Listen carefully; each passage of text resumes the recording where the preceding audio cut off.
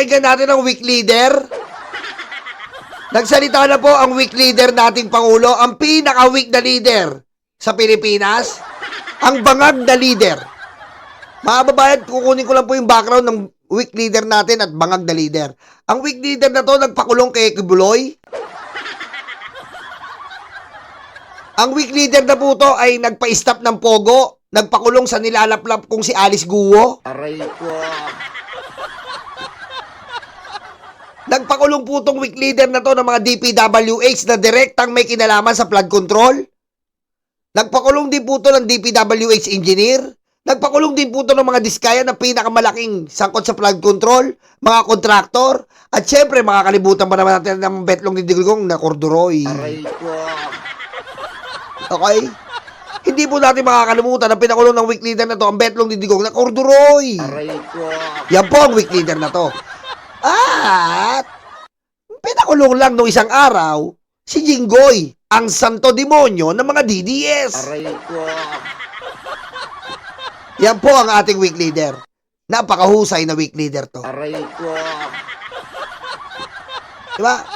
At itong weak leader na po sa administrasyon niya mangyayari, tatanggalin natin ang magnanakaw na Vice Presidente. Aray ko. Yan ang karakas ng weak leader na bangag natin. Napakalupit. Kung ako lang, gusto ko lang maging weak leader na bangag. Aray ko. Diba? Kasi, eto na naman tayo. Sa Duterte, ang sabi ng mga DDS, grabe kayo, grabe. Bakit? Pinalaya na nga ni Tatay Digong si Jinggoy. Kinulong nyo pa. Maganda kayo sa 2028. Tanga na nyo.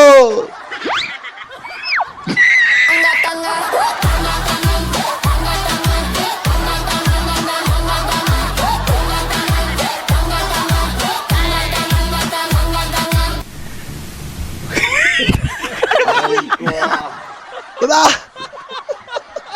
Grabe kayo. Pinalaya na nga ni Tatay Digong eh. Si Bong Revilla at si Jinggoy. Kinulong nyo pa. Mag-ready kayo sa 2028. Mag-ready kayo. Lintik lang ang walang gante. Mag-ready kayo sa 2028. May maleta kayo. Get back to work.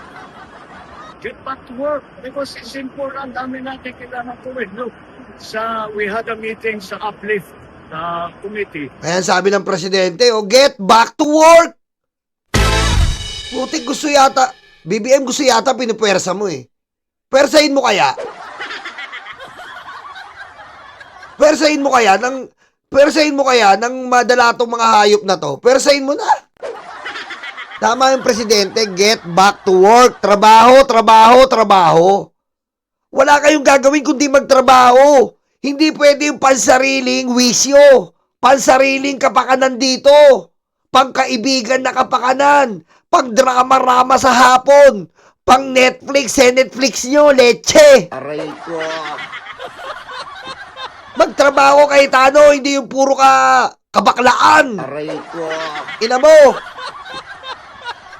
Usang ina ka, puro ka kabaklaan. Aray ko. Ano sabi ni Cayetano? 10 days pa lang ako, pinagbigyan niyo ba ako? Ilan to? Abnormal. Nung sa mga araw, hindi ako pinabigyan! Pinabigyan niyo ba ako? Aray ko. Away niyo ako! Away! Aray ko. Ang ilan to, parang bata. Leche ka. O mamaya magbablog ka na naman. Parang kang inagawa ng candy, leche. Baklang maharot.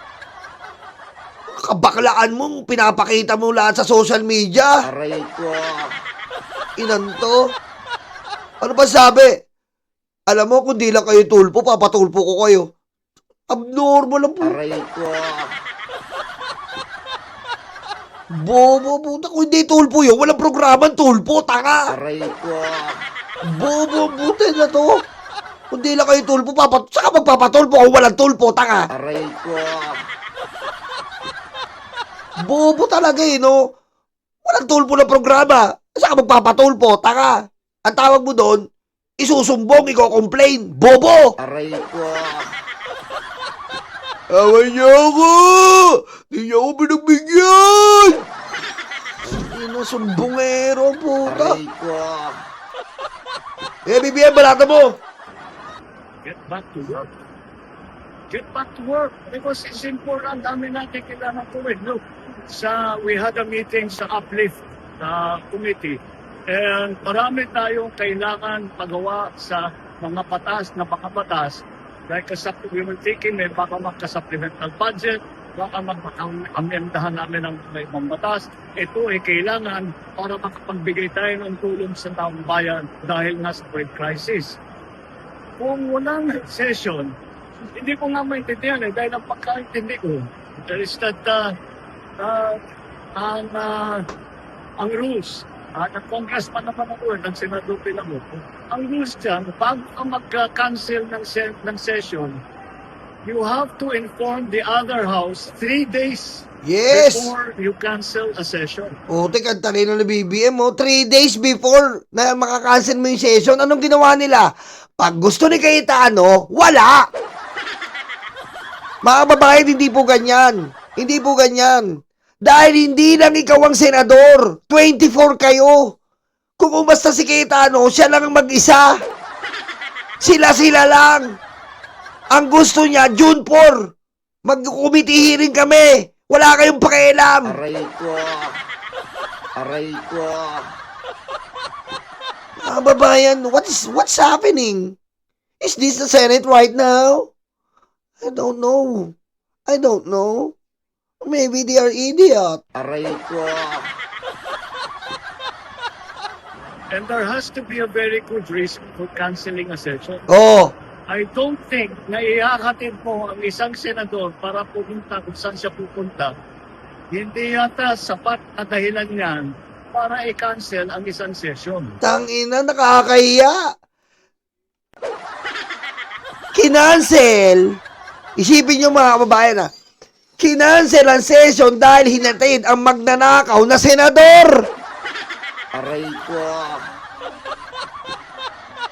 Yun ang dahilan. Kinancel ang session dahil hinatid yung magnanakaw na senador. Ano sabi ni Marcoleta? Hinagod nyo ba yung likod ni Senator Jinggoy? Aray ko. Hinagod nyo ba yung senador? Hinagod nyo yung likod ni Senator Jinggoy? Hindi nyo naman hinagod. Aray ko. Ba't hindi nyo man lang hinagod yung likod ni Senator Jinggoy? Nilagyan nyo ng pulbo. Tapos good morning tower with Johnson's baby cologne. Aray ko. Ang inamin. Ano yun? Kailangan gaganunin. Ang gusto ng mayorya, lahat sama-sama ang mga senador, kakargahin si Jinggoy. Jinggoy, mabuhay ka, nagnakaw ka. Jinggoy, proud na proud kami sa'yo. Nagnakaw ka, putang ina mo. Aray ko. Ganun ang gusto nila. Lahat daw, sabi ni Marcoleta, hindi man lang daw nagpunta at hinahagod ang likod ni Jinggoy. Pusang ina niya. Aray ko. Tama. Joel, ano yan si Bonjing? Ato ti Bonjing, ato ti Bonjing. Lola, away ato, ho. Lola, uulong ako ni Mulya, ho. Lola, away ato ni Mulya, batoy ko TV yan. Aray ko. Lola, gulong ako, ni Mulya, bato ko TV yan. Aray ko. Gagi. Aray ko. Isang session lang yun. Ngayon, kanselado na naman ang isang session. Oh, Hindi ko na maintindihan kung paano sila magtatrabaho pag ganito. Ang House of Representatives ngayon ay nagtataka kung paano ba, nagbago na ba yung rules? Tama. Nagbago na ba yung mga patakbo natin kagaya ng sabi na nakaraan? It is a rule that is contained in the Constitution. kita mo? Ang rule ay nakapaloob sa konstitusyon. Si Cayetano may sariling konstitusyon. Aray ko. Pero mo po si Cayetano, ambassador of Jesus Christ. Siya na rin po ang ambassador of Constitution. Ang dami mo na! Ang dami mo na! Ba't di mo pa samahan si Lord? Aray ko. Ha? Cayetano, ang dami mo na nagagawa eh. Ba't di mo pa samahan si Lord? Ha? Saint Peter, ikaw na rin santo, patulad ni Jingo, ikaw na si Saint Peter. Aray ko. Ang dami mong ginawa. Puro katarantaduan. Aray ko. And so, I'm afraid, whatever, all these events that we have been witnessing has thrown the Senate and its leadership into the whole Senate into disarray. It has discredited the leadership, and it has stopped the essential business of legislation and government. The two other departments continue to work. The executive continues to work. The judiciary continues to work. Yes. Why does the legislation decide? Why does the legislature decide to stop working? Tama. Di ba? Ang different kinds of branches of government is still working. But the legislative branch of Senate doesn't. Di ba? Lahat nagtatrabaho, Cayetano. Ikaw lang hindi nagtatrabaho. What the? I don't understand that. I talked to my fellow senators from the time I was senator, and we cannot figure out bakit nagkaganito. Ano nangyari? Paano napunta tayo? Paano tayo napunta rito? Where the best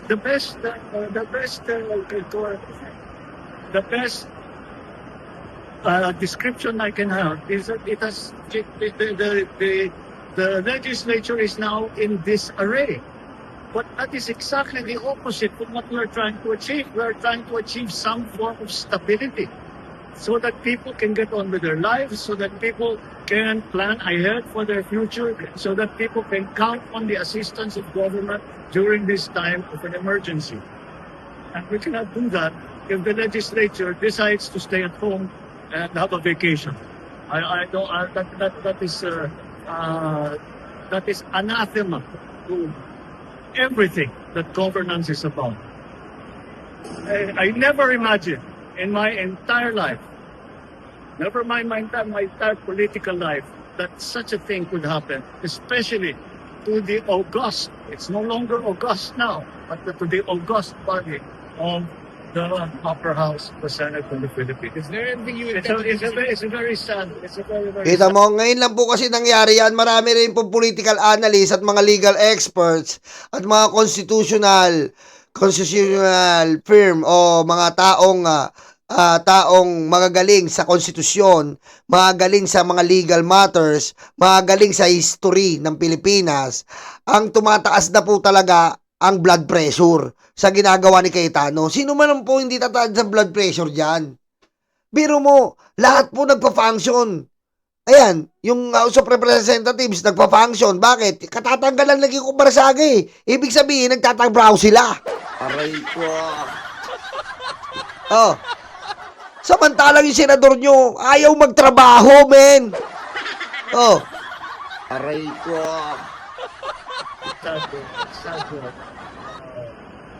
It's a very, very sad situation to have to watch. The country is in need of assistance. People are in need of assistance. How can we provide that assistance without the proper legislation to back it up?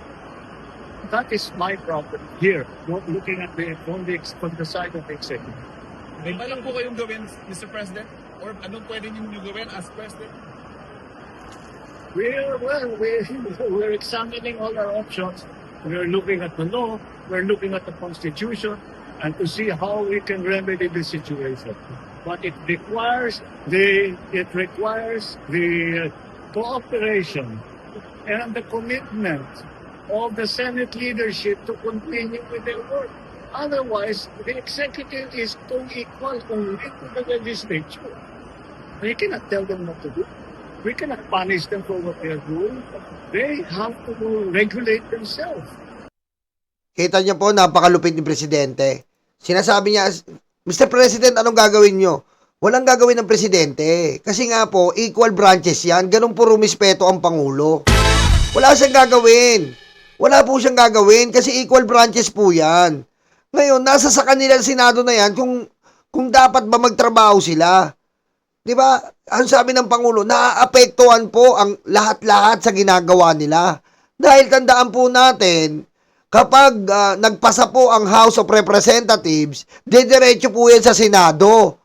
Maantala po ang trabaho. At pag naantala ang trabaho, paano yan makakaakyat sa Presidente? Kapag tapos po ng Senado, aakyat yan sa Presidente para aprobahan. Ano po nangyayari? Paano makakaakyat sa Presidente ang benepisyo ng taong bayan na mapipirmahan niya kung hindi nagtatrabaho ang upper house? Yun po ang sinasabi ng Presidente. Hindi ko sila pinapakialamanan at hindi ko sila pakikialamanan. Ang problema, paano ang mga taong bayan makakaakyat sa mga benepisyo na kailangan nilang matanggap? Walang Senado. Kahit ilang beses mag-file ang House of Representatives, paano makakaakyat kay Presidente? Paano niya mapipirmahan? Walang Senado. Walang plenaryo. Ganun po si Cayetano. Mas iniintindi niya po ang putang inang Blue Ribbon. Takot na takot siyang hindi makapag-Blue Ribbon. Blue Ribbon lang yan, Cayetano. Pwede mong akusahan lahat, mag-session ka lang. Lahat na akusahan mo, mag-session ka lang kasi naaapektuhan ng taong bayan. Mag-session ka. Hindi makapanik ang mga pakinabang ng taong bayan sa Presidente para maging batas. Naiintindihan mo ba? Kami na mga hindi abogado, alam namin eh.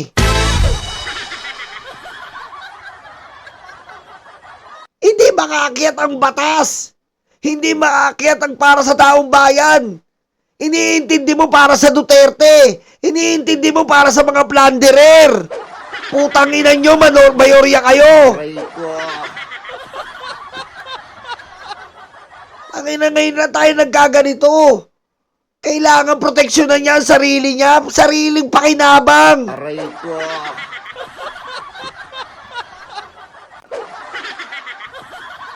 Ang ina. Ugat sa leeg. Aray ko. Aray ko. Diba? Nakakainis po eh. Tayo na nagpapasweldo, tayo pa apektado. Ano yun? Di ba dapat tayo nagpapasweldo, tayo magpakinabang? Hindi. Para sa sariling kapakanan nila, poproteksyonan nila yung sarili nila. Oh, Aray ko.